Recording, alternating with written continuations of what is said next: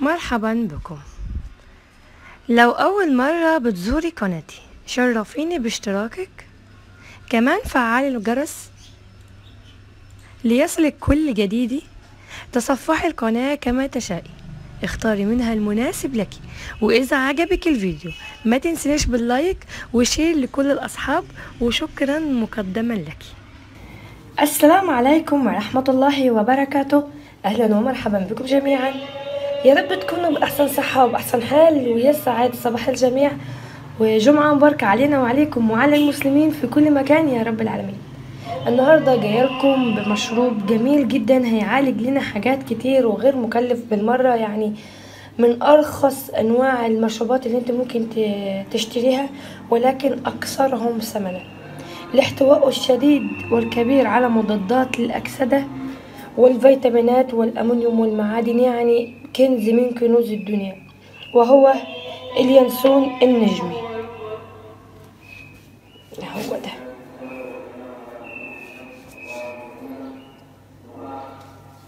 مش عارفة الكاميرا جايبة. اليانسون النجمي واحد من أهم العناصر الموجودة معانا في الطبيعة لعلاج أمراض كتير جدا. يعني لو احنا حسبناها بيعالج الربو والحساسية والسعال، ده لو من ناحية بيعالج التنفس، التنفس ده من الناحية الصدرية، بيقضي تماما عن السموم الموجودة في المعدة، السموم العالقة، إضرار البول. ومش بس كده، كمان الناس اللي هي عندها مشكلة في التدخين ونفسها ان هي تبطل تدخين تقدر تستخدم معانا اليانسون النجمي، هيعالج كمان وهيبعدها تماما عن التدخين. مش بس كده، كمان مهدئ للأعصاب، باسط للعضلات، منعش للقلب والمعدة والكلى والكبد، كل حاجة. يعني أنا لو حكيت لكم موضوع منفصل عن الفوائد اللي هو بتحتوي بس فوائد لا حصر لها ولا قوة. أنا اشتريت كمية ب10 جنيه، يعني دول تقريبا 3-4 جنيه. طب احنا هنستخدمه ازاي، او ازاي احنا هنقدر نستفيد منه؟ هنجيب كوباية، ثواني بقى ونحط فيها معلقة، يعني مثلا نجمية حبة. هو بيجي كده مكسر، نادر جدا لما هتلاقي عشاب او عطار بيبيعهولك سليم، لان انا قلت له انا عايزه سليم يجيب لي دول بالقوه. وكمان هو مش متواجد عندي في دمياط، انا جايباه من اسكندريه. تمام، هناخد معلقه منه، عليها ميه مغليه، مش هتحطيه في الميه زي اليانسون العادي، لا عليه ميه مغليه.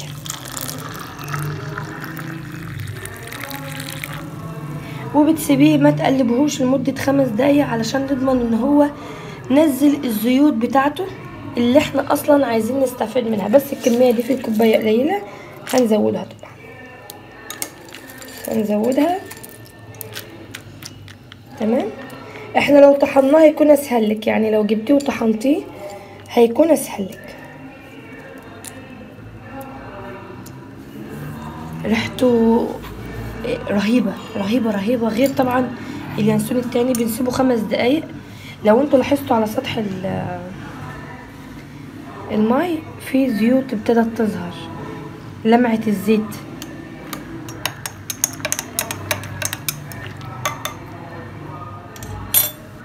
طريقة استخدامه بتسيبيه لمدة 5 دقايق، بس المية بتكون مغلية مسبقا، مغلية يعني انت غلياها وانت غلياها كبتيها عليه، ما حطيتش اليانسون فيها هو اللي يغلي، لان ده لو اتغلى فقد كل العناصر والزيوت اللي احنا بنحاول ان احنا نستخلصها في المية بتاعته.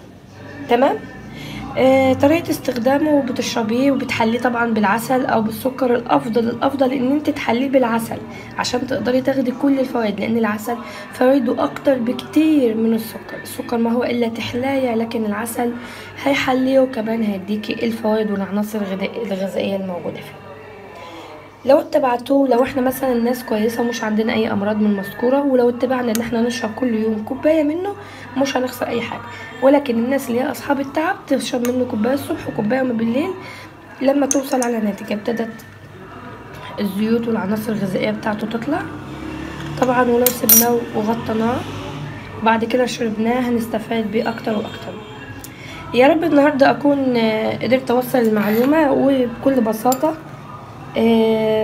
موجود منه نوعين، النوع الياباني والنوع الصيني، حاولوا قدر الامكان ان انتوا تجيبوا النوع الصيني، بلاش النوع الياباني، علشان اقل منه ضرر.